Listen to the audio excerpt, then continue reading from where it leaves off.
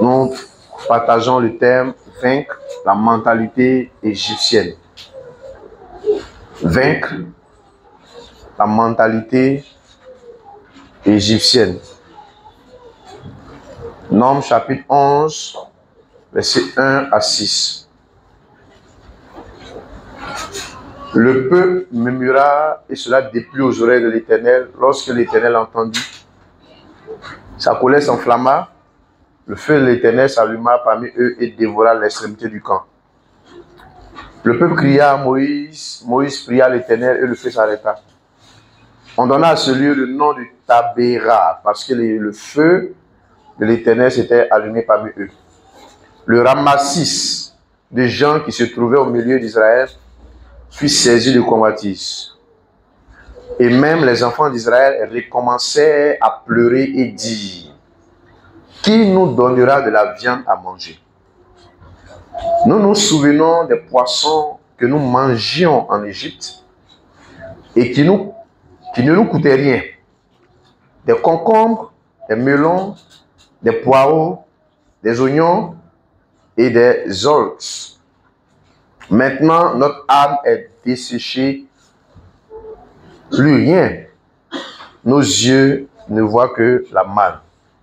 Comme je vous disais dimanche passé, Israël a quitté l'Égypte, mais il fallait que l'Égypte quitte Israël. Israël n'a pas seulement quitté un pays physique. Israël est sorti d'Égypte. Physiquement, mais spirituellement et mentalement, il fallait que l'Égypte sorte d'Israël. La destination était Égypte, Canaan. Mais il fallait que l'Égypte quitte Israël. Ce n'est pas Égypte physique qui devait quitter Israël, mais c'était Égypte en tant que mentalité égyptienne. L'Égypte en tant que mentalité.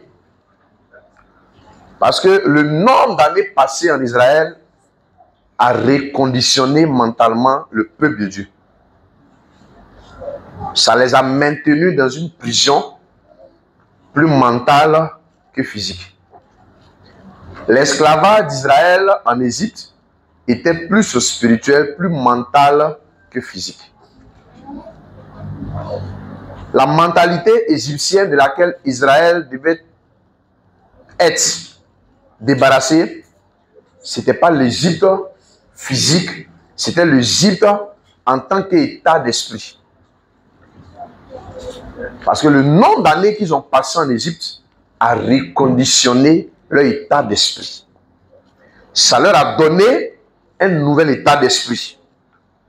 Ils ont perdu l'état d'esprit originel et ils ont adopté, ils ont épousé un autre état d'esprit.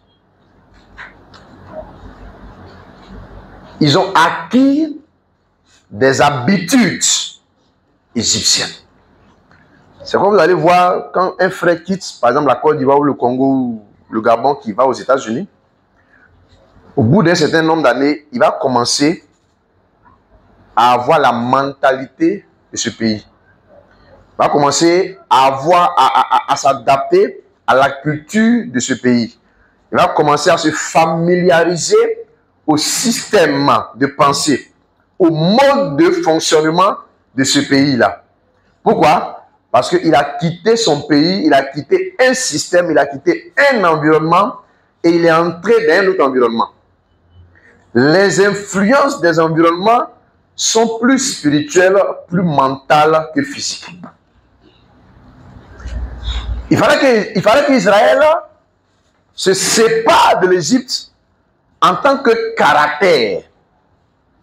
Parce que le nombre d'années qu'ils ont passé en Égypte a forgé en eux un caractère, et qui était le caractère égyptien. Et la preuve que la mentalité égyptienne était encore en eux, la preuve que les habitudes égyptiennes étaient encore en eux, c'est ce qui s'est passé. Cela s'est démontré par leur comportement, par leur manière de penser, par leur manière de faire les choses. Quand je parle ici de mentalité égyptienne, je parle de la personnalité égyptienne qui a été bâtie en eux à cause de l'influence du système, à cause du poids du système qui pesait sur eux. Je parle ici de quoi? De leur mode de fonctionnement. Parce que là-bas, ils ont perdu leur culture, ils ont perdu leur tradition et ils ont commencé à embrasser la culture égyptienne. Ils ont commencé à embrasser la tradition égyptienne. Alléluia. La preuve. Du verset 4 au verset 6, il est dit quoi? Le ramassis de gens qui se trouvaient au milieu d'Israël a été saisi de quoi? De quoi? De convoitise. Ils ont commencé à murmurer et ça a affecté aussi les enfants d'Israël. Et ils vont commencer à rappeler à Moïse ce qu'il mangeait en Égypte. Ils n'ont pas seulement rappelé à Moïse ce qu'il mangeait en Égypte, mais ils étaient en train d'exprimer le caractère égyptien qui était en eux. Ils étaient en train de manifester les habitudes et la nature égyptienne qui ne les avait pas encore quittés. C'est pourquoi ils ont dit, nous nous souvenons des poissons que nous mangions en Égypte.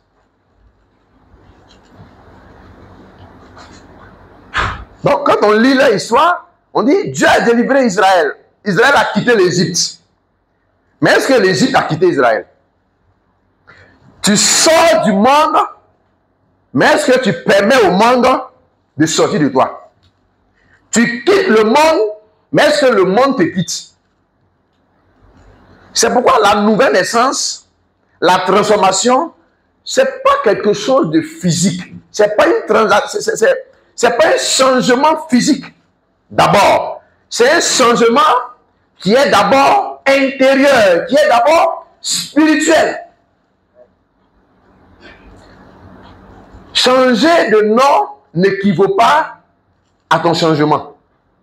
Changer d'adresse n'équivaut pas à ta transformation.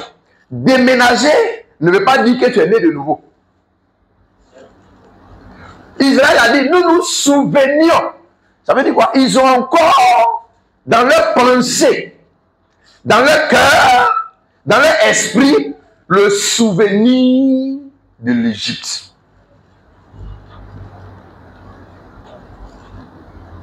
Combien ont donné leur vie à Jésus? Combien disent qu'on a donné notre vie à Jésus? Mais encore ce comportement du peuple égyptien. J'ai donné ma vie à Jésus. J'ai donné ma vie à Jésus. Mais est-ce que j'ai quitté le monde? Mais est-ce que le monde t'a quitté? Tant que le monde ne te quitte pas, tu n'as pas encore commencé le voyage de la nouvelle naissance. Il dit, nous nous souvenions. Comment ils ont fait pour se souvenir? Parce que ils ont quitté l'Égypte, mais l'Égypte ne les a pas quittés. Si tu quittes l'Égypte, que l'Égypte ne te quitte pas, tu te mets dans le désert. C'est pourquoi plein sont morts dans le désert. Or, le désert n'est pas l'objectif. Le désert, c'est un passage pour atteindre Canaan. Si tu sors de l'Égypte, que l'Égypte ne sort pas de toi, ton Canaan, ça sera le désert. Le désert devient ton Canaan. Il y a beaucoup de personnes aujourd'hui, le désert dans lequel ils sont là est devenu leur Canaan, est devenu leur finalité, parce qu'ils ne comprennent pas le but et l'importance du désert. Nous nous souvenons des poissons que nous mangeons en Égypte et qui ne nous coûtaient rien. Vous voyez? Ils ont dit là-bas au moins, on ne payait rien. On était esclaves, mais c'était mieux. Alléluia.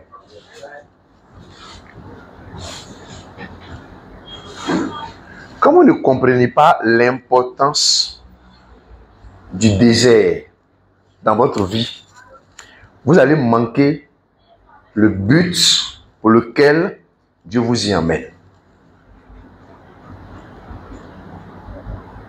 Le désert est une étape obligée. Le désert est obligatoire pour tout enfant de Dieu réellement né de nouveau. Le désert n'est pas une malédiction.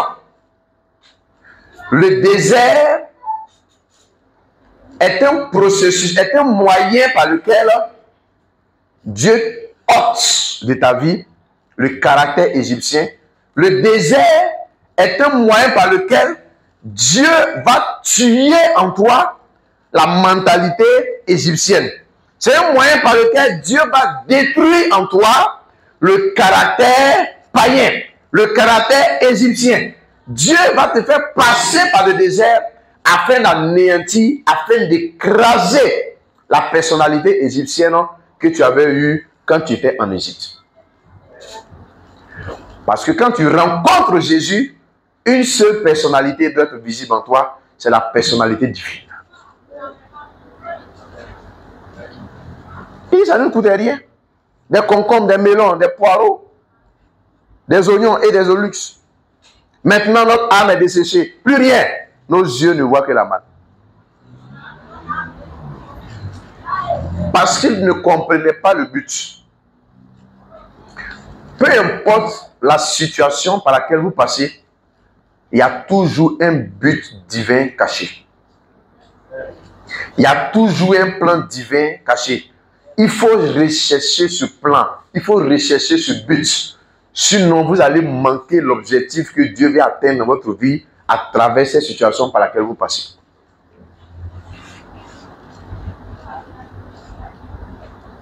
Le hasard n'existe pas dans la vie d'un enfant de Dieu. Tout ce qui t'arrive là, il y a un but divin derrière. Israël a quitté l'Égypte avec la vision égyptienne. Israël avait en lui la vision égyptienne. Mais Dieu va les faire passer par le désert. Pourquoi? Pour stopper tout. Pour mettre fin à l'ancien système dans leur vie. Pour mettre fin à l'ancien environnement, à l'ancienne influence. Pour leur dire, là où vous passez là, vous êtes dans un chemin de transition. Quelque chose doit mourir en vous. Ou c'est vous qui mourrez pour toujours. Amen. Lorsque Dieu te fait sortir du monde là, le monde doit mourir ou tu meurs. Il y a toujours deux choses. Un chrétien qui a donné sa vie à Jésus et qui retourne dans le monde, il n'a pas accepté que Dieu tue le monde. Il veut rester avec Christ et en même temps conserver le monde. Ça ne marche pas. C'est pourquoi beaucoup disent, ah, nous-mêmes, depuis qu'on a donné notre vie à Jésus, on ne comprend rien dans l'affaire de Dieu là. C'est ce qu'il explique au verset 6. Il dit, maintenant notre âme est desséchée. Plus rien. Nos yeux ne voient que la manne. C'est comme ça se plaint de leur menu. Seigneur, change le menu. Amen. Alors que si Dieu te fait manger un repas, si Dieu te fait manger le même repas, chaque jour, il sait pourquoi il te fait manger le même repas. Ce n'est pas à toi de dire à Dieu, change le menu. Il sait pourquoi c'est ce menu-là qu'il permet maintenant.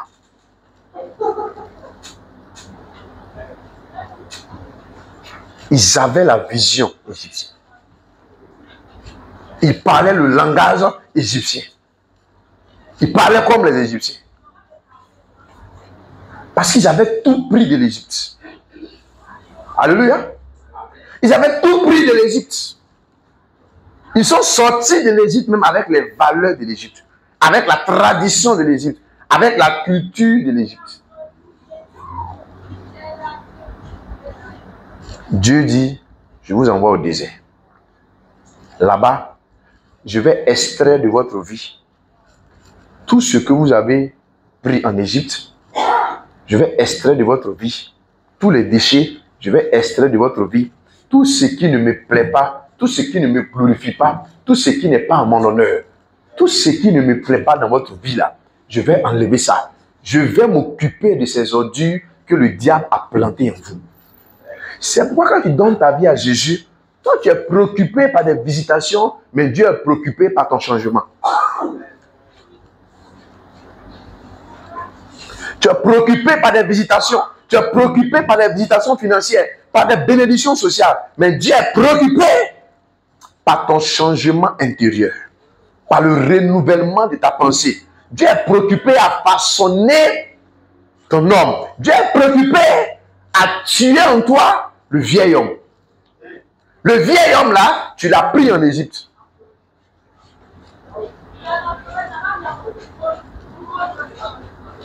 Tu as pris le vieil homme en Égypte. Mais malheureusement, quand nous venons, au lieu de laisser Dieu travailler dans notre vie de manière adéquate, nous voulons brûler les étapes. Et au finish, à force de forcer, il y a des choses même que tu obtiens et ça commence à t'éloigner de Dieu.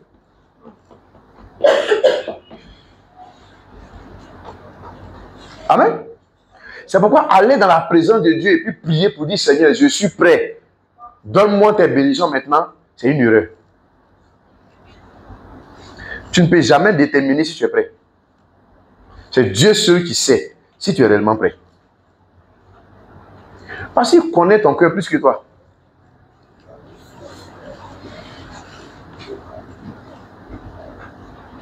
Amen. Il connaît ton cœur plus que toi. Il y a des choses dans lesquelles il n'est pas encore le temps pour vous d'y entrer. Il y a des dimensions dans lesquelles vous ne devez pas encore entrer. Vous voulez forcer et ça commence par vous créer des problèmes. Pourquoi? Parce que l'homme égyptien en vous là s'exprime. Et l'homme égyptien s'oppose au travail de Dieu dans votre vie. Alors que Dieu veut accomplir une œuvre de transformation profonde, radicale dans votre vie. Quand vous le rencontrez. Je rencontre Jésus pour qu'il tue l'Égyptien, pour que son caractère et sa vie en moi jaillissent.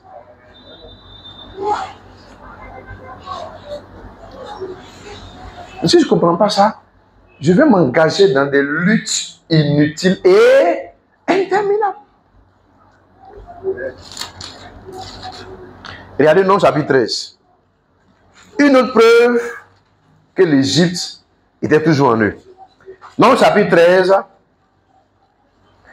verset 30 à 33. Nom chapitre 13, verset 30 à 33. Caleb fit tel le peuple qui murmurait contre Moïse. Il dit, montons, emparons-nous du pays, nous y serons vainqueurs.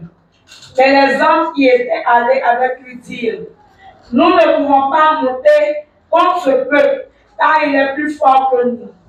Et ils décrièrent devant les enfants d'Israël le pays qu'ils avaient exploré.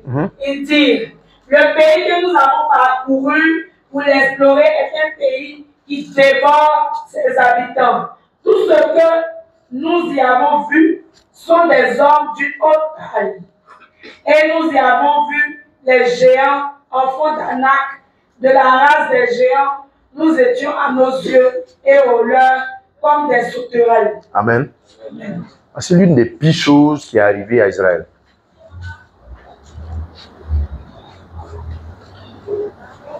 Ils sont à l'entrée de Canaan.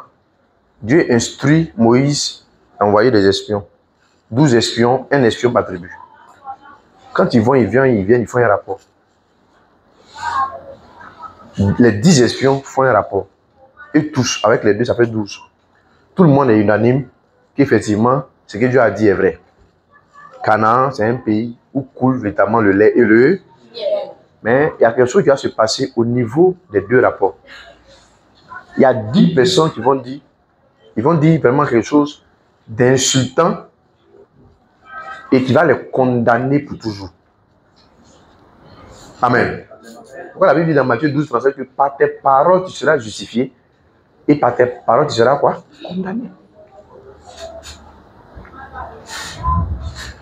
Pendant qu'ils seront en train de faire les rapports, ils vont commencer à dire vraiment c'est compliqué. Effectivement, c'est un pays où coule le lait, le miel, mais là-bas, là, il y a des géants. Amen. Caleb et Josué ont dit, taisez-vous, montons, en parlant nous du pays, nous y serons vainqueurs. Si Dieu nous a vraiment fait la promesse, s'il nous a fait sortir d'Égypte, il ne va pas nous abandonner ici. Souvent, tu penses que le désert dans lequel tu es va te tuer parce que tu oublies qui est Dieu.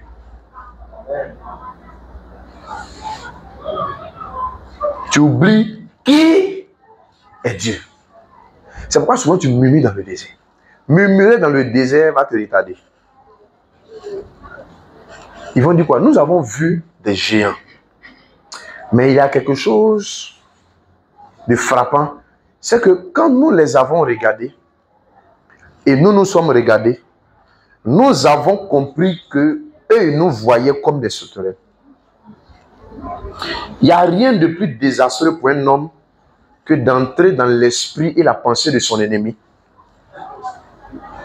Alléluia. Alléluia. C'est-à-dire, toi tu entres dans la pensée et dans l'esprit de ton ennemi et tu dis, façon il me regarde là. Je sais qu'il me voit comme quelqu'un qu'il a déjà vaincu. Donc moi aussi, je sais que je suis vaincu.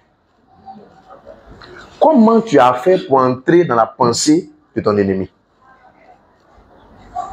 Comment tu as fait pour entrer dans la pensée de ceux qui te combattent? C'est pourquoi vos ennemis ne vous ont jamais détruits. Vos ennemis ne peuvent jamais vous détruire. C'est la peur de vos ennemis qui va vous détruire. C'est la peur que tu as d'une situation qui va te détruire. C'est la peur que tu as d'un démon qui peut te détruire. C'est la peur que tu as d'un ennemi qui peut te détruire. C'est la peur de ce que tu vis là qui te détruit. Sinon, il n'y a aucune situation capable de te détruire, excepté ta pensée. Quand ta pensée s'associe à ce qui t'attaque devient plus fort que toi.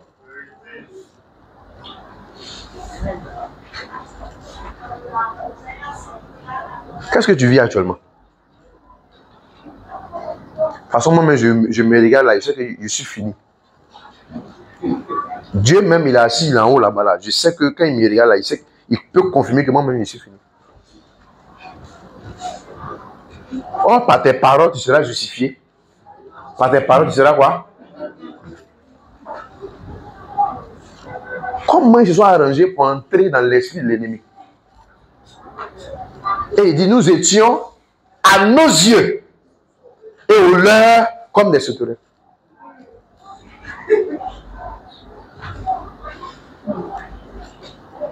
Amen. Quand je le regarde là, je sais que quand je le regarde là, je sais qu'il m'a déjà vaincu. Je sais que quand je le regarde là, il a plus d'argent que moi. C'est fini pour moi. Nous étions, tu peux relire ça, le dernier verset. C'est terrible, hein? Et nous y avons vu les géants, enfants d'Anak de la race des géants. Nous étions à nos cieux et aux leurs comme des sauterelles. Mais comment Israël a su que les géants là les regardaient puis les voyaient comme des sauterelles? La Bible n'a pas dit que les géants regardaient Israël et voyaient Israël comme sauterelles.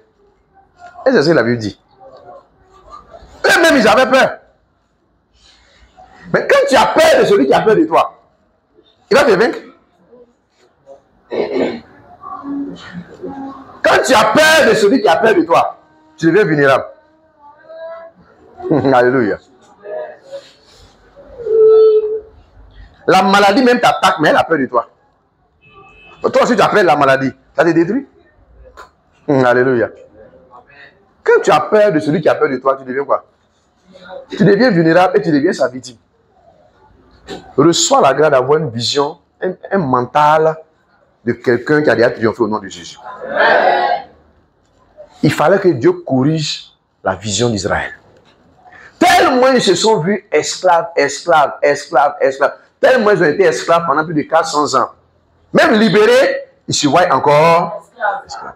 C'est pourquoi je vous ai dit que l'esclavage était plus mental, plus moral, plus spirituel que physique.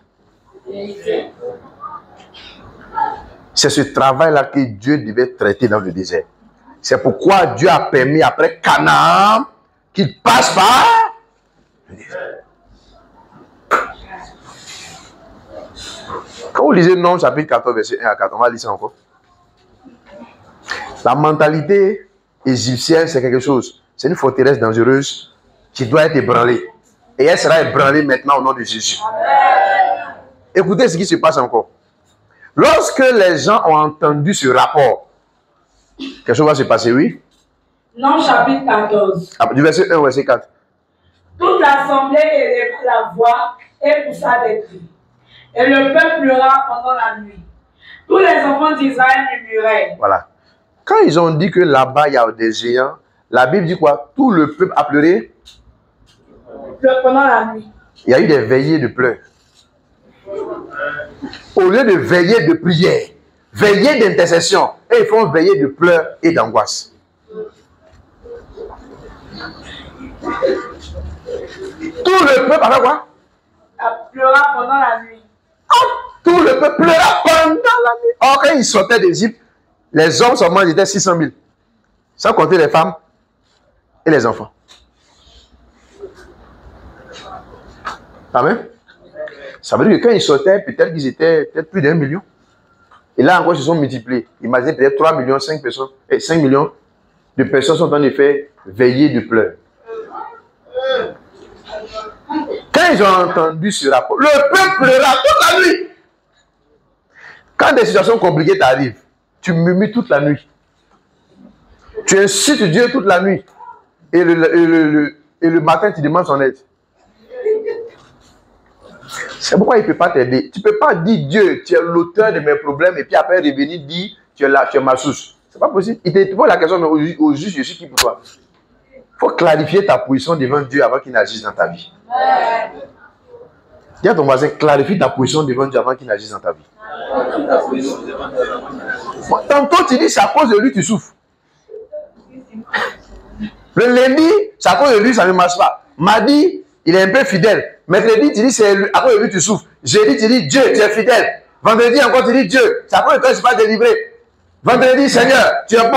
Samedi, tu n'es pas bon. Dimanche, fais-moi grâce. Qu'est-ce que tu veux au juste?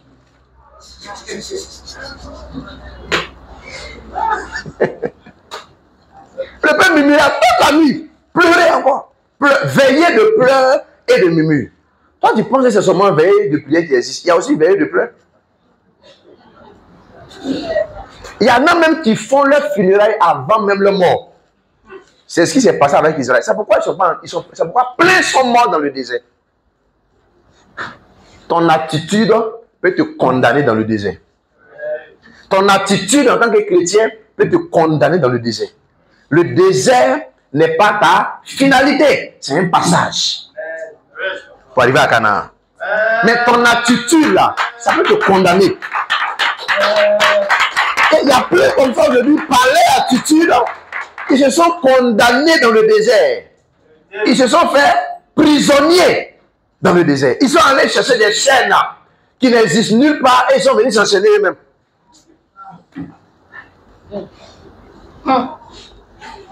Par quoi?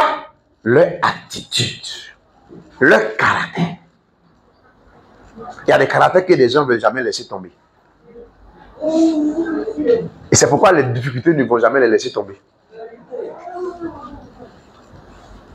Amen. Pourquoi je vous ai dit ici une fois que votre caractère vous combat plus que les démons. Votre caractère vous combat plus que les démons. Tu as fini de prier, comme Israël là, tu as fait veiller de prière. Tu as fait veiller de prière pour dire, Seigneur, change mon caractère aussi. Toute la nuit. Même pendant de prier, ils ont oublié les prodiges que Dieu a fait en Israël. Le feu qui est descendu, les sauterelles, tout ça, l'eau, changé en sang, ils ont oublié. Comment un grand Dieu qui peut opérer des miracles comme ça va venir vous livrer ici? Hein? C'est quoi je vous ai dit que le dimanche passé qu'ils ont connu Dieu dans sa dimension sauveur, pas dans sa dimension Seigneur. Mais quand tu le vois dans sa dimension Seigneur, ça veut dire qu'il règne. Quand il règne, ça veut dire qu'il est au contrôle de ma vie et de tout ce qui peut m'arriver. Donc si je permets à Dieu de régner, il va régner sur la situation. Amen. C'est pourquoi l'un des plus grands secrets pour sortir d'une situation, ce n'est pas de te voir non seulement puissant en face de la situation, mais il faut voir Jésus qui est en face de la situation.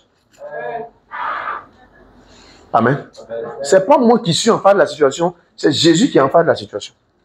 C'est pas moi qu'on attaque, c'est Jésus qu'on attaque. Puis la Bible dit Christ en vous, l'espérant de la gloire. Christ en vous, Christ en vous. La présence de Dieu me donne d'espérer.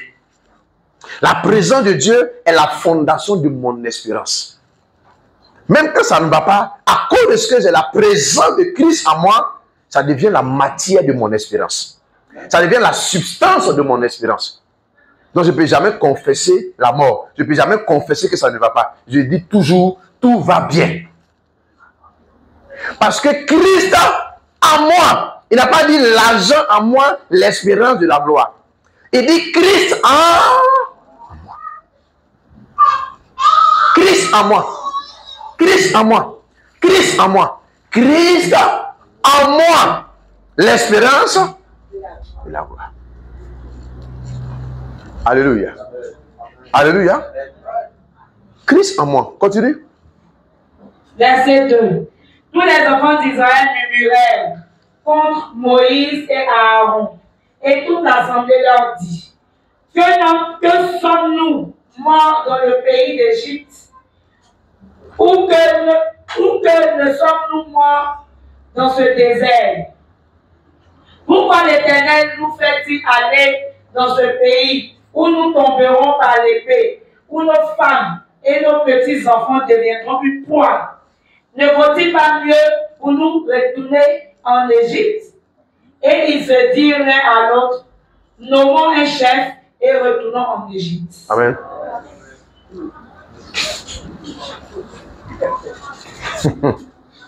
Alléluia. Alléluia. Vous voyez, non? Ils ont commencé à murmurer maintenant comme Moïse. Et quand ça ne va pas, c'est la faute au pasteur. Alléluia. C'est pourquoi je vous ai dit, les gens pensent que servir Dieu, c'est venir s'arrêter ici, et puis tu prépares un message, tu prêches. Ça, c'est pas compliqué. Mais c'est la capacité à supporter le stress du peuple que tu diriges. C'est ce qui fait de toi un bon pasteur. C'est ce qui fait de toi un bon leader. C'est ce qui fait de toi un bon père spirituel, un bon berger. Le bon berger, ce n'est pas seulement celui qui vient s'asseoir ici et puis il presse, voyez, et puis on acclame. Non. Mais supporter la pression, le stress du peuple sur lequel tu es établi comme berger, c'est ce qui est plus difficile. Parce que ici, chacun vient avec son caractère, son comportement, sa manière de voir la vie. Chacun vient avec sa tradition. Alléluia. D'autres disent, chez nous, c'est comme ça on fait. Chez nous, c'est comme ça on fait. Comment réussir à leur faire comprendre que ici, là, c'est la parole de Dieu ce qui prévaut. C'est ça le travail. C'est vrai que ça ne va pas généralement, les gens pensent que c'est la faute du pasteur et puis quitte l'église. Il dit le pasteur n'est pas puissant. C'est pas aujourd'hui, hein. C'est arrivé à Moïse. Et on a murmuré comme Moïse. Amen. Mais quand il a son témoignage, qu'est-ce qu'il va dire? J'ai prié, et Dieu m'a ouvert les portes.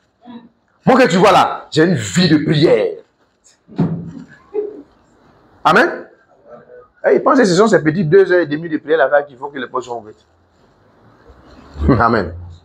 Amen. Il ne sait pas que ça a demandé aussi les sacrifices de son père spirituel. Moi que tu vois là, j'ai prié. Je prie moi là, j'ai une vie de prière. Pourtant il a prié jusqu'à rien n'y va.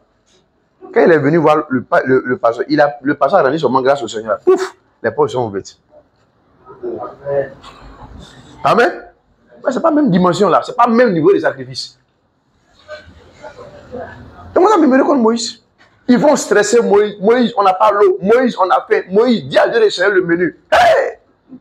Toi, au moins, tu arrives à boire, à manger. Tellement Dieu prenait soin de lui, ils ont dit, Moïse, il faut dire à Dieu de changer le menu. Et que Dieu est devenu le petit garçon de course. C'est ça la dimension sauveur. Dieu, change mon menu. Dieu, guéris-moi. Dieu, donne-moi telle chose. Dieu, fais ceci. Ça, c'est ça la dimension sauveur. On a besoin de son intervention. On a besoin de lui pour qu'il fasse telle chose pour nous, pour qu'il fasse ça pour nous, pour qu'il fasse ça pour nous. Mais quand on va entrer dans la dimension Seigneur, on n'a plus de volonté. C'est lui maintenant qui a une volonté pour nous. Or, tant que notre volonté ne va pas céder devant lui sa volonté, nous on continue de souffrir. Tant que toi, ta volonté ne cède pas en face de la volonté de Dieu, ta souffrance continue. C'est pourquoi tu ne peux pas suivre Dieu avec ta volonté. Moi, je vais marcher avec Dieu, mais voici comment je vois la vie. Tu ne peux pas marcher. Il va y avoir un semblant de progrès dans ta vie. Ça, j'appelle ça la gloire de la paille. Comme la lumière, quand vous mettez du feu dans la paille, avec quoi? Et puis après, tu auras des visitations apparentes. Et puis après, non pas ma volonté, mais ta volonté. Non pas ma volonté, mais Seigneur, si tu continues de lutter avec Dieu, c'est que tu es encore dans la dimension sauveur. Dans la dimension Seigneur, il doit régner. Et il vient régner sans partage. C'est comme ça, murmurer. C'est-à-dire que souvent, il y a des pasteurs, ils sont tellement stressés. Souvent aussi, là, ils sont obligés d'entrer dans la chair, puis ils maudissent les gens. Souvent, ce n'est pas forcément la chair, mais tellement ils sont énervés.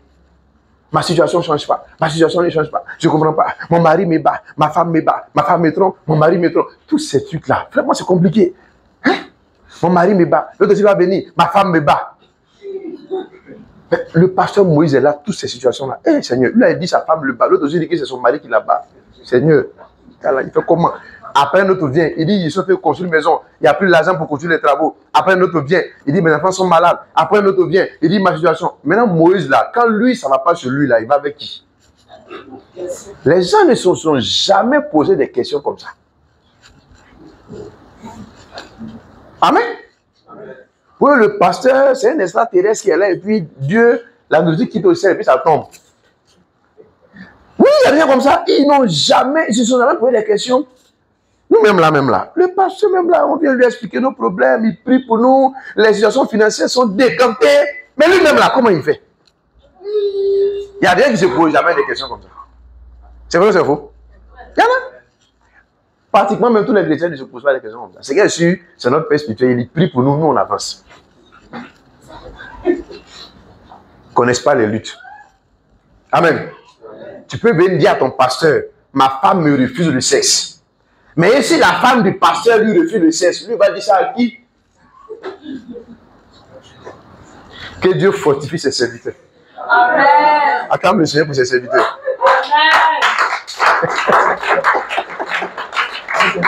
Non, on va bien l'acclamer. Il acclame le Seigneur pour ses serviteurs.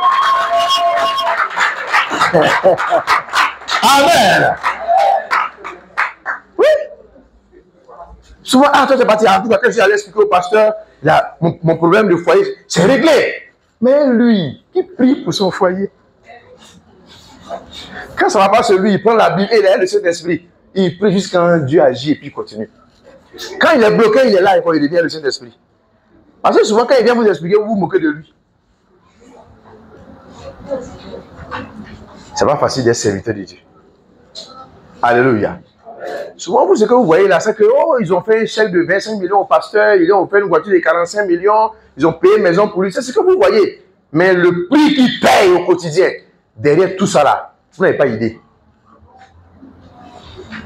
Amen. C'est pourquoi il y a des gens, s'ils se mettent ici, s'ils occupent la place qu'ils occupent pendant une semaine, ils vont mourir. Ça dépend si je suis là physiquement. Non, c'est une question de positionnement divin. Quand tu n'es pas là où tu dois être là, les attaques qui viennent là-bas, là, tu n'es pas préparé à recevoir ça. Tu vas prendre un choc et puis tu meurs. Hein? Amen.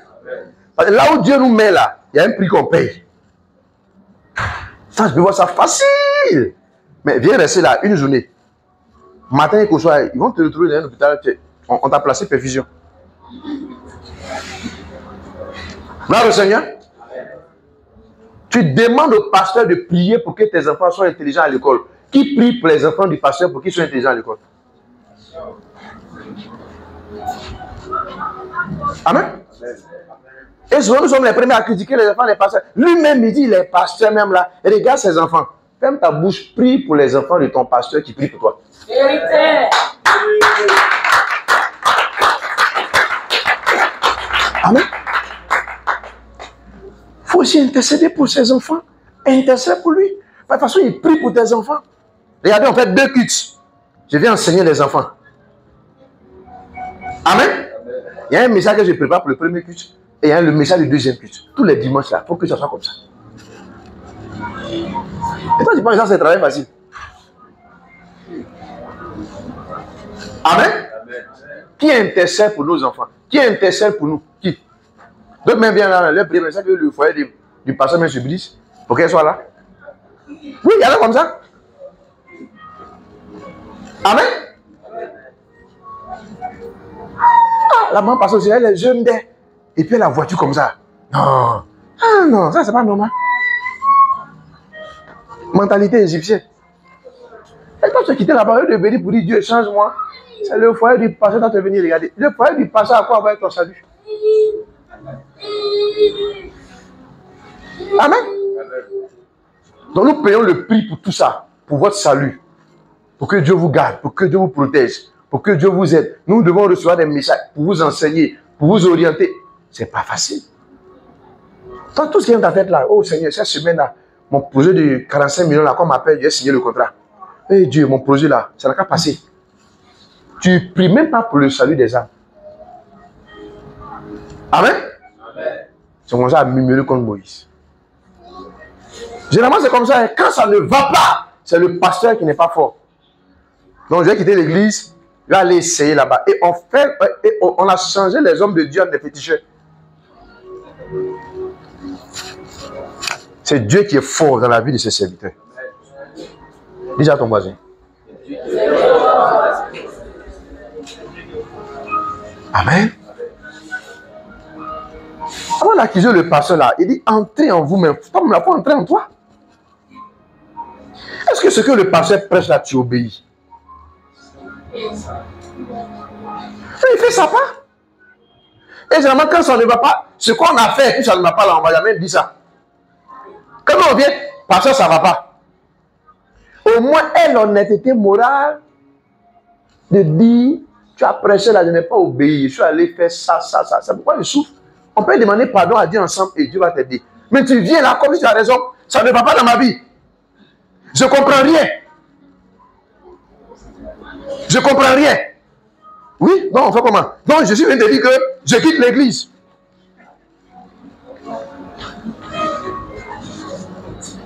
Amen. C'est pas facile. C'est comme ça murmurer. Nom chapitre 11, ils ont murmuré.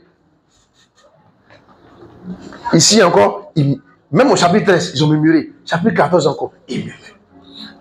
C'est pourquoi un homme de Dieu ne doit pas avoir un gros cœur, il doit avoir un grand cœur. S'il n'a pas un grand cœur, il va maudire chaque jour. Et dans tout ça, souvent, tu vas prier pour eux. Quand Dieu les bénit, il dit, j'ai localisé une grande église. Là-bas, il y a des gens de ma trempe sociale. Je pense que c'est là-bas qui me ressemble maintenant. Ici, là, ça ne me ressemble pas. Alléluia. Et il arrive là-bas, il prend le micro, il rend témoignage. On ne le connaît pas. Je suis un homme d'affaires. Je fais mes affaires. Et j'ai rencontré des difficultés. Je suis resté à la maison, j'ai prié. J'ai prié. J'ai prié. Et Dieu m'a donné le contrat de 405 millions. Je suis là ce matin pour dire merci au Seigneur. On ne le connaît même pas où il a fait un témoignage là. Amen. Et le pasteur qui a prié pour lui, il est ici. Parce qu'il estime que ici, là, le pasteur n'a pas son niveau. Alléluia. Alléluia. Il n'a pas son niveau. Et il va là-bas. Tout ça, ce n'est pas facile. Si tu n'apprends pas à compter sur Dieu, des gens comme ça, tu vas te fâcher puis tu vas les maudire. Amen. Je rends grâce à Dieu que je compte sur lui et que je vis par la foi. Si j'ai prié pour toi, que tu es béni maintenant, tu as l'argent, que tu estimes que je ne suis plus à ton niveau, Si tu veux partir, je rends gloire au Seigneur. Au moins, Dieu m'a permis de t'aider à sortir d'une situation de précarité. Même si tu n'as pas été reconnaissant, Dieu va susciter une seule personne qui sera dangereusement plus reconnaissante que toi. Et lui, sa seule reconnaissance là va combler 100 ans de souffrance. Amen. C'est pourquoi je ne m'inquiète pas quand les gens me quittent. Alléluia.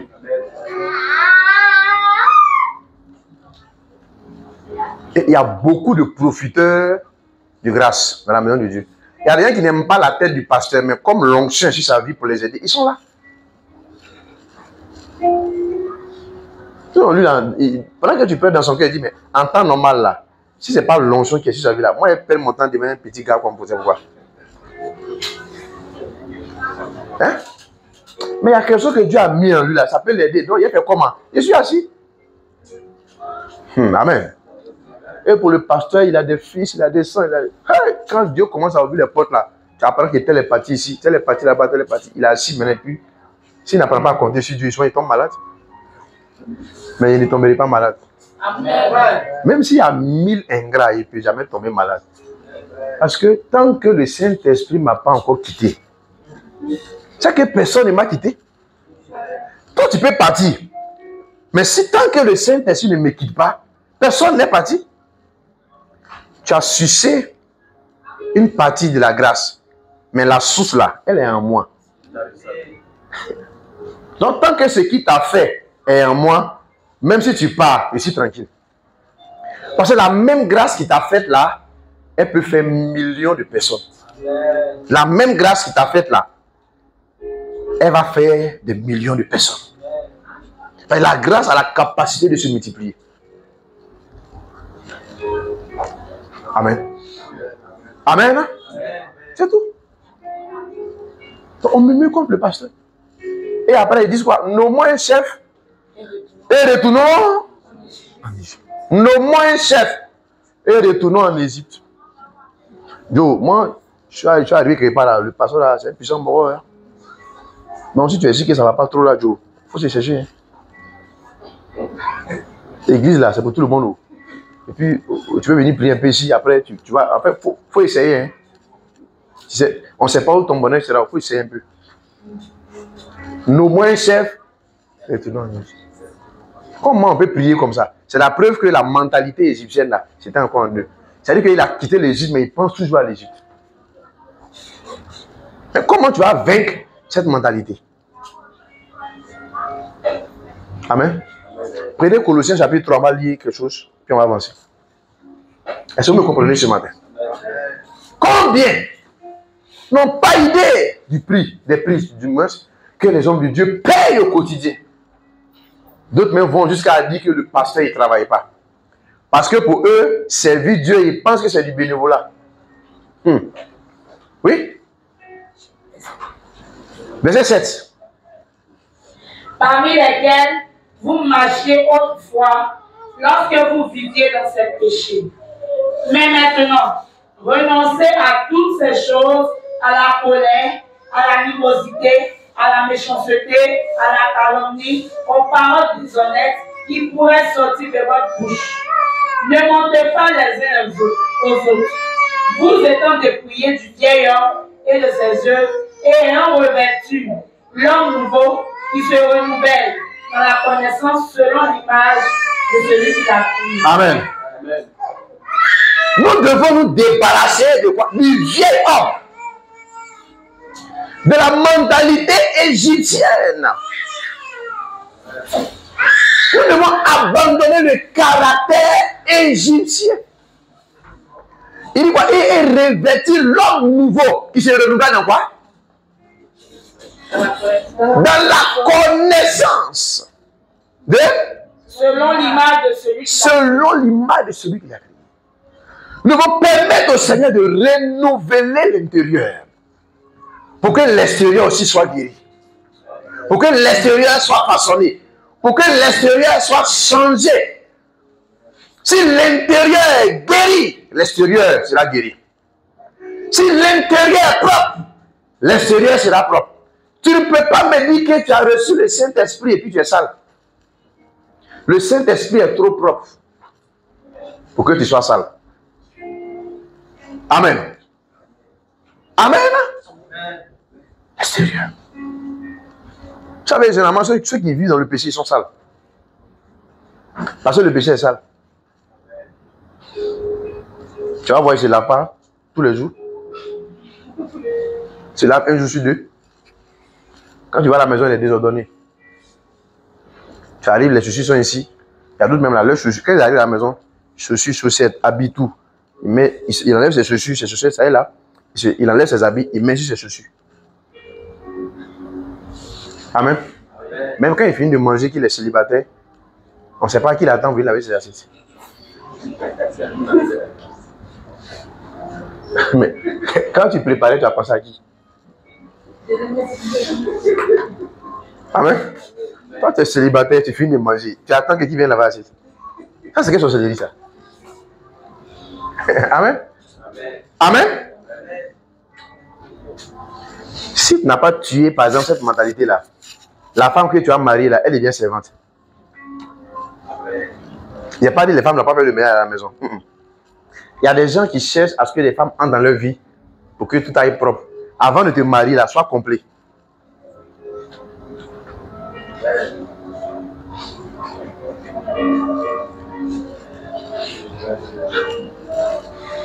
Amen. Avant de te marier, sois complet. Deux personnes qui sont complètes. Madame est complète, monsieur est complet. Quand ils s'unissent, c'est le bonheur au quotidien. Mais ce qui fait que souvent, il y a les palabres et autres là. C'est qu'il y a un déséquilibre d'un côté. Il y a un qui a une carence. Et celui qui a cette carence-là est toujours dans une position d'attentiste. C'est quelqu'un qui veut recevoir. On ne se marie pas pour recevoir, on se marie pour donner.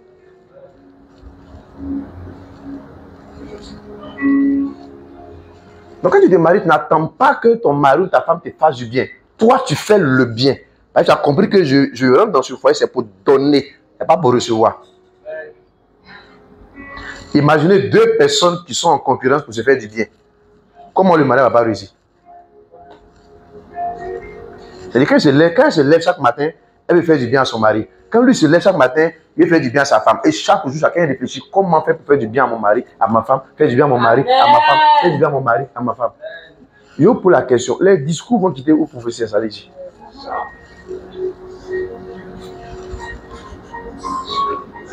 Mais il y a des gens qui ont connu, qui ont tellement de vide en eux. Quand ils se marient, ils conservent ce vide-là. Et ça crée un problème. Même s'il a divorcé, tant qu'il n'a pas comblé ce vide avant d'entrer dans le foyer, s'il n'est pas complet avant de se marier, il peut marier 150 femmes. Le problème demeure. Ce n'est pas la femme, c'est lui. Il a un déséquilibre. Celui qui n'a pas été guéri de ses blessures émotionnelles va saigner toujours sur les autres. Ce n'est pas quelqu'un qui a été guéri. Toi-même là, il faut t'auto-guérir. Il faut te dépouiller du vieil homme. Il faut revêtir l'homme nouveau. L'homme nouveau, c'est qui? C'est Jésus. J'ai quitté le monde, mais je vais maintenant entrer en contact avec la mentalité du royaume. Parce que Jésus est venu avec un royaume. Il n'est pas venu avec une religion. Jésus n'est pas venu avec une religion. Il est venu avec le royaume. Le règne que Adam et Ève devaient répandre sur la terre là. Et puis ils ont arrêté le processus par la désobéissance. Il est venu pour que nous continuions ce processus là. Donc maintenant je vais quoi? Je vais adopter les habitudes du royaume. Adopter le caractère du royaume. Pas le caractère. Tu te maries avec le caractère et le comportement de tes parents, tu vas échouer.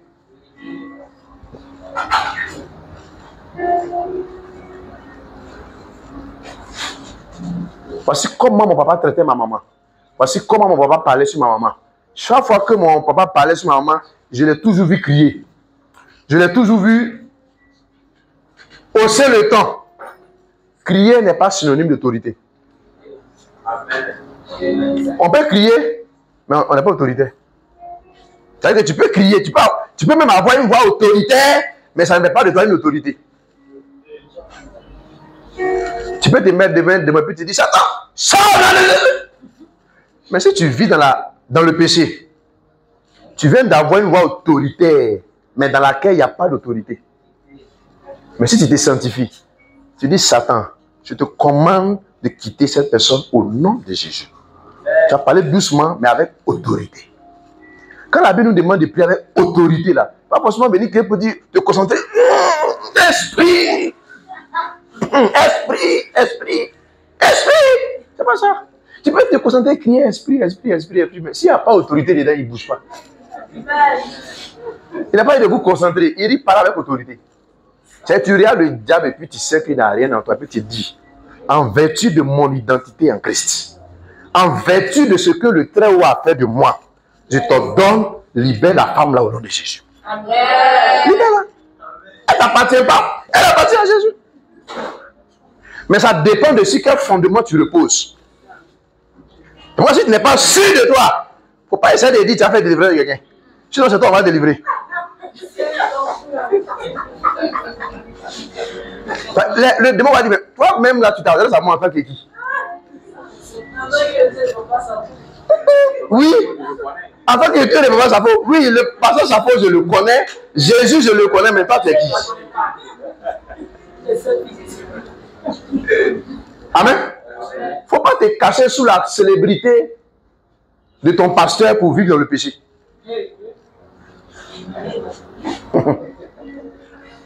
Amen.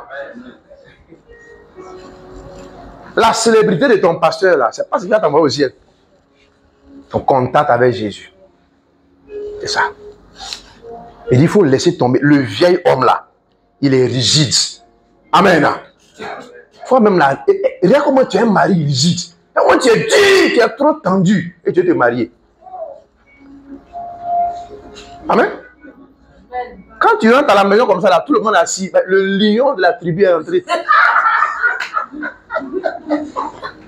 Alors que normalement, quand tu es comme ça, les enfants, papa est venu, papa. Mais là, tu es là. Qu'est-ce qui se passe ici, là? Toi, passe ici. Oh, apporte mon repas. C'est ta femme qui t'appelle. Oh, apporte mon repas. Hey.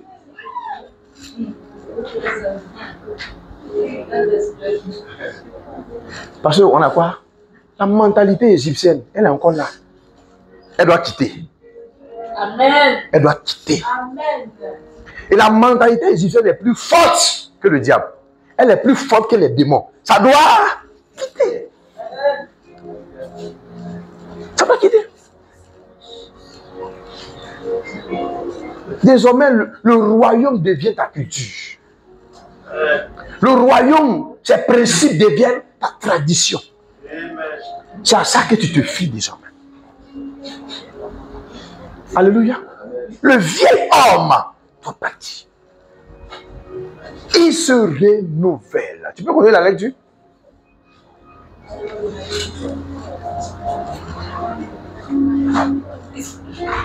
Verset 9, verset 10 maintenant. Verset 10. Et ayant revêtu l'homme nouveau, qui se renouvelle dans la connaissance selon l'image de celui qui l'a. Comment je vais revêtir l'homme nouveau qui va me permettre de vaincre la mentalité égyptienne? Il va se renouveler dans la connaissance. Jésus que j'ai accepté maintenant, je dois chercher à le connaître. Parce qu'en Égypte, du matin au soir, on me disait, tu es esclave. Tu es esclave. Tu es esclave. Tu es esclave. Tu es esclave. C'est ce qu'on m'a dit pendant des années. Maintenant, quand je rencontre Jésus, quand je commence à le connaître, il dit, tu n'es plus esclave. Tu es fils de Dieu. Tu n'es plus esclave. Tu es fils de Dieu. Tu n'es plus esclave. Tu es fils de Dieu. Je dis, ah bon? Il dit, oui. C'était sans moi. Tu étais esclave de Pharaon. Mais maintenant, tu es avec moi. Tu es mon fils. Et maintenant, je vais commencer à faire quoi? À me mirer dans le miroir spirituel de ma vie, qui est la parole.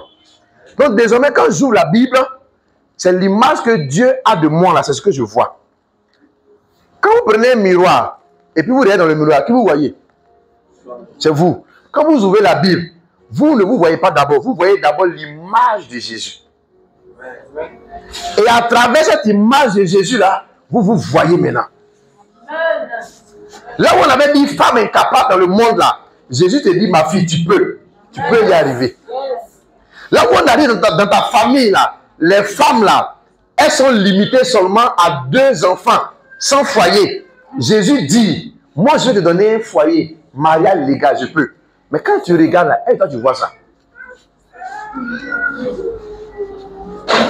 Amen.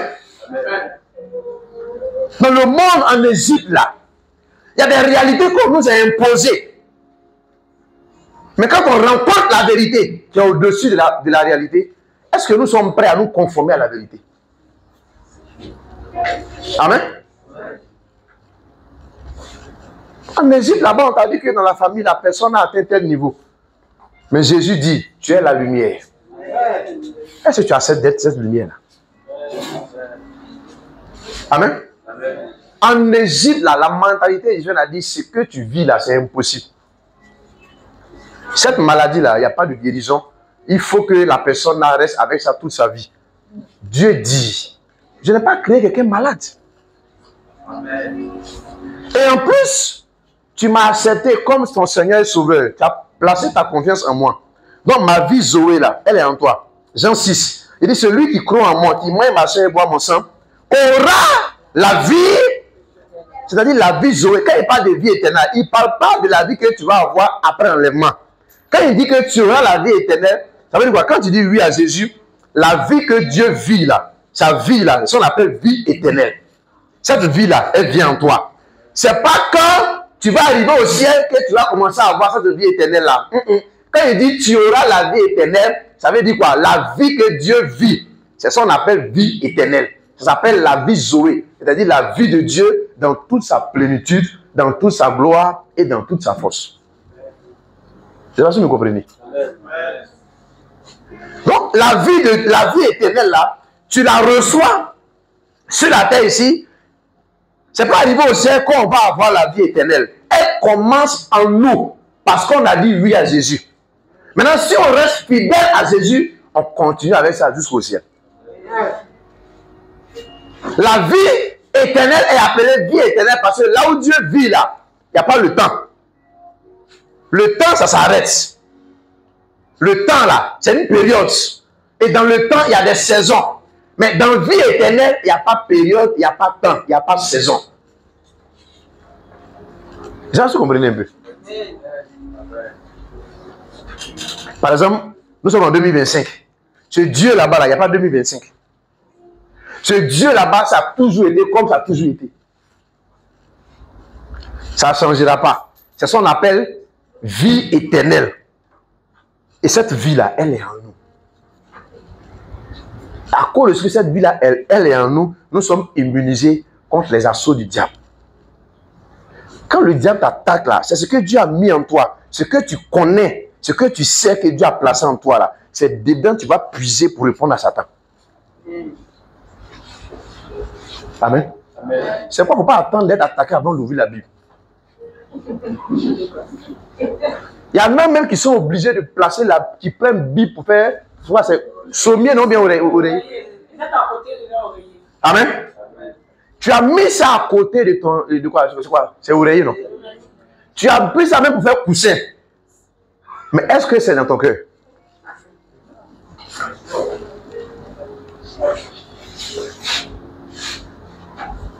Somme 119, verset 9 dit quoi? Comment le jeune homme rendra-t-il pur son sentier? C'est en se dirigeant d'après ta parole. Et il poursuit pour dire, je sais ta parole. Où ça?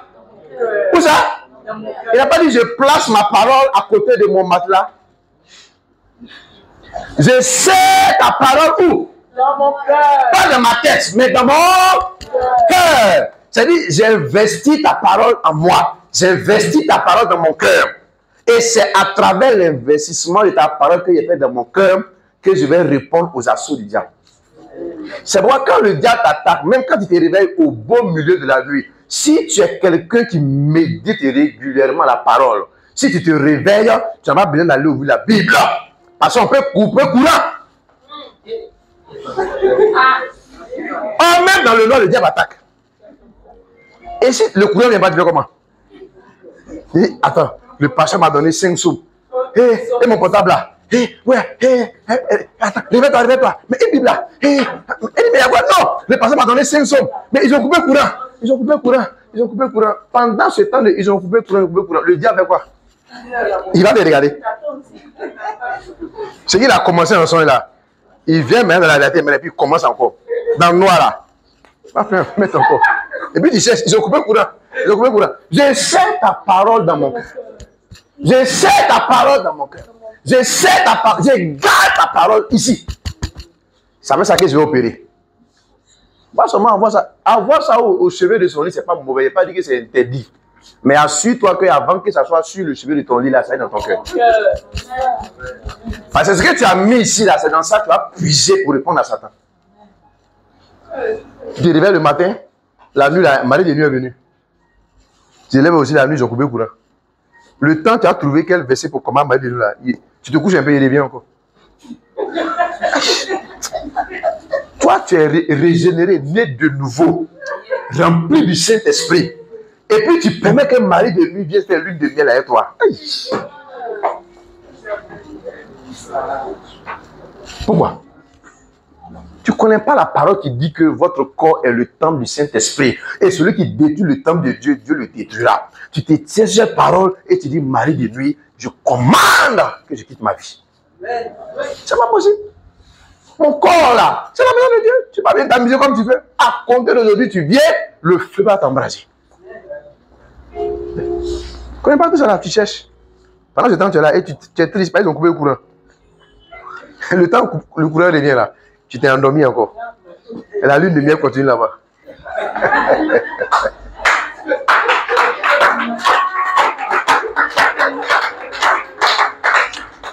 Je refuse que le diable manipule ton corps au nom de Jésus. Je refuse que le diable manipule ton corps au nom de Jésus. Quiconque va vouloir s'attaquer à ta vie, que Dieu l'attaque au nom de Jésus. Parce que ton corps est le temple du Saint-Esprit. Tout ce qui ne peut pas arriver dans la vie de Jésus est interdit dans ta vie ce matin au nom de Jésus. Tout ce qui ne peut pas arriver dans la vie du Seigneur est anéanti dans ta vie ce matin au nom de Jésus. Tout ce qui ne peut pas condamner Jésus n'arrivera pas à te condamner au nom de Jésus. S'il n'y a rien qui peut condamner Jésus, rien ne te condamnera au nom de Jésus. Rien. Si rien n'a pu condamner Jésus, rien ne pourra te condamner au nom de Jésus. Il a dit à Moïse dans Josué chapitre 1, il dit, nul ne tiendra devant toi tant que tu vivras. Nul ne tiendra devant toi. Que tout pouvoir qui t'avait résisté pendant longtemps s'écroule ce matin au nom de Jésus. Que toute forteresse égyptienne que le diable avait érigée en toi tombe ce matin au nom de Jésus. J'engage le sang de Jésus pour détruire les fondations maléfiques qui travaillent contre toi au nom de Jésus. J'engage le sang de Jésus pour renverser tous les hôtels maléfiques qui travaillent contre toi au nom de Jésus. Si rien n'a pu arrêter Jésus, que rien ne t'arrête au nom de Jésus. Que rien ne t'arrête au nom de Jésus. Rien n'a pu humilier Jésus. Rien ne pourra t'humilier au nom de Jésus. Parce que tu le cherches de tout ton cœur. Tu ne seras pas déçu au nom de Jésus. David a dit, j'ai été jeune et j'ai vieilli, je n'ai point vu le juste abandonné, ni sa postérité mendiant son père. La mendicité est loin de ta maison au nom de Jésus. La mendicité est loin de ta maison au nom de Jésus. La maladie quitte ta maison maintenant au nom de Jésus. La maladie quitte tes enfants maintenant au nom de Jésus. Tous tes enfants qui avaient été emprisonnés d'une manière ou d'une autre, le Seigneur les libère maintenant au nom de Jésus. Parce que tu as connu Jésus, tes intercessions vont racheter, sauver tes enfants au nom de Jésus. Aucun de tes enfants ne se détruira au nom de Jésus. Tout enfant que le diable avait ciblé, je décrète que Satan retourne bredouille au nom de Jésus. Le diable retourne bredouille au nom de Jésus. Il n'y aura aucun de tes enfants au nom de Jésus. Ils vont vivre en bonne santé au nom de Jésus. Ils vont vivre en pleine santé au nom de Jésus. Ils seront remplis du Saint-Esprit au nom de Jésus. Le Saint-Esprit est rempli déjà au nom de Jésus. Ils vont vivre pour confesser que Jésus est Seigneur à la gloire de Dieu le Père. Ta vie ne sera pas une honte au nom de Jésus. Amen. Tout caractère égyptien en toi est ôté ce matin au nom de Jésus. Amen. Les manifestations du vieil homme sont stoppées et détruites au nom de Jésus. Amen. Tout caractère du vieil homme te quitte ce matin au nom de Jésus. Le vieil homme égyptien en toi est chassé au nom de Jésus. Reçois la grâce de marcher dans une nouveauté de vie au nom de Jésus. Reçois la grâce de dominer et de vaincre la mentalité égyptienne au nom de Jésus. Partout où tu seras, tu vas refléter Christ dans ton caractère et ton comportement au nom de Jésus. Tu vas refléter Christ dans ta manière d'être au nom de Jésus. Tu vas refléter Christ dans ta manière de faire au nom de Jésus. Seigneur, merci. Parce qu'après ces paroles prophétiques, plus rien ne sera comme avant au nom de Jésus. Plus rien ne sera comme avant dans la vie de tes enfants au nom de Jésus. Recevez la grâce et la capacité d'être toujours fidèle au Seigneur au nom de Jésus. Personne ne mourra au désert au nom de Jésus. Tu vas réussir ton test au désert au nom de Jésus. Tu seras gradué au désert au nom de Jésus. Une destinée qui n'a pas été contestée ne sera jamais attestée. Toute contestation qui a lieu dans ta vie en ce moment est en train de préparer ta gloire au nom de Jésus. Tous ceux qui doutaient de ta chrétienté, après ce service, il n'y aura plus d'interrogation dans ta vie au nom de Jésus. Ils vont te regarder et dire, on se demandait où est ton Dieu, mais on voit que ton Dieu est présent. Tous ceux qui se demandaient où était ton Dieu, en te voyant après ce culte, seront dans la confusion au nom de Jésus. Dieu va les surprendre au nom de Jésus. Que Dieu opère des visitations qui vont choquer le monde au nom de Jésus. Que ta vie soit un miracle, un témoignage au quotidien et en permanence au nom de Jésus. Tu ne mourras pas dans le désert. Ta course ne se terminera pas dans le désert. Il y a une partie du peuple d'Israël qui est restée dans le désert parce que la mentalité était encore en eux. Mais ce matin, à cause de ce que la mentalité d'Israël t'a quitté, tu avances, tu avances, tu avances. Tu réussis ton test au désert et tu es félicité pour aller de l'avant au nom de Jésus. Dieu va te féliciter. Il va te graduer parce que tu as un cœur fidèle au nom de Jésus. Personne ne mourra dans le désert. Personne ne mourra dans le désert. Je le répète au nom de Jésus. Tous vont entrer à Canaan au nom de Jésus. Tout ce que tu vivais comme déception depuis longtemps, le Seigneur vient guérir ton cœur au nom de Jésus. Le Seigneur vient guérir ton cœur au nom de Jésus. Toutes ces interrogations trouvent réponse maintenant au nom de Jésus. Que le Saint-Esprit arrive à trouver sa voie dans ton cœur ce matin. Pour faire son travail dans ta vie. Va et marche dans la victoire au nom de Jésus. Domine ce qui t'avait dominé au nom de Jésus. Triomphe de ce qui avait triomphé de toi au nom de Jésus. Influence ce qui t'avait influencé au nom de Jésus. Que tout ce qui t'avait oppressé soit oppressé maintenant au nom de Jésus. Que tout ce qui t'avait opprimé soit opprimé au nom de Jésus.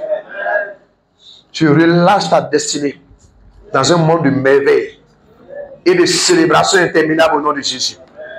Je relâche ta destinée par la puissance du Saint-Esprit dans un monde de témoignages vibrants au nom de Jésus. Des témoignages extraordinaires au nom de Jésus. Ce que les hommes ne peuvent pas faire, la grâce de Dieu va le faire pour toi au nom de Jésus. Ce que l'argent n'a pas pu faire, la grâce de Dieu va faire ça pour toi au nom de Jésus. Ce que tes relations n'ont pas pu faire, la grâce de Dieu va prendre le relais. Il va faire ça pour toi au nom de Jésus. Rends grâce au Seigneur pour sa fidélité. Dis-lui merci pour sa fidélité. Dis-lui merci pour sa grâce. Dis-lui merci, dis-lui merci, dis-lui merci. Célèbre-le ce matin. Magnifie-le ce matin. Honore-le ce matin. Apprécie-le ce matin. Apprécie-le, apprécie-le, apprécie-le. Apprécie-le ce matin. Apprécie-le ce matin. Apprécie-le ce matin. Apprécie-le ce matin. Célèbre-le, honore-le, célèbre-le, honore-le, célèbre-le, célèbre-le, célèbre-le. Honore-le ce matin. Honore-le ce matin. Honore-le ce matin. Honore-le ce matin. Honore-le ce matin. Honore-le ce matin. Honore Dieu, honore Dieu, honore Dieu. Magnifie-le ce matin. Glorifie sa présence. Salue sa présence. Honore sa présence. Apprécie sa présence. Apprécie sa force. Parce que tu pars de ce lieu avec une mentalité renouvelée, une mentalité restaurée, une mentalité transformée totalement, radicalement au nom de Jésus, profondément au nom de Jésus. Rends grâce au Seigneur. Merci Seigneur. Merci Seigneur. Je te rends grâce. Je te rends grâce. Je te rends grâce. Je te rends grâce. Je te rends grâce. Est-ce qu'on peut rendre grâce à Dieu par ce cantique? Je te rends grâce. Je te rends grâce. Je te rends grâce. Oh, je te rends grâce. Jésus, je te rends grâce. Oh, je te rends grâce. La nouvelle mentalité. Oh, je te rends grâce. Est-ce qu'on peut chanter? Est-ce qu'on peut célébrer Jésus ce matin? Je te rends grâce. Oh, je te rends grâce. Je te rends grâce. Oh, je te rends grâce. Oh, ma vie. Oh, je te rends grâce. Je te rends grâce. Jésus, je te rends grâce. Je te rends grâce. Jésus, je te rends grâce. Je te rends grâce. Alléluia. Acclame puissamment Jésus pour sa grâce et sa fidélité. Que Dieu te bénisse. Marche dans une mentalité renouvelée, totalement transformée et restaurée au nom de Jésus. Tu peux t'asseoir dans la glorieuse et merveilleuse présence du Saint-Esprit. Que Dieu te bénisse.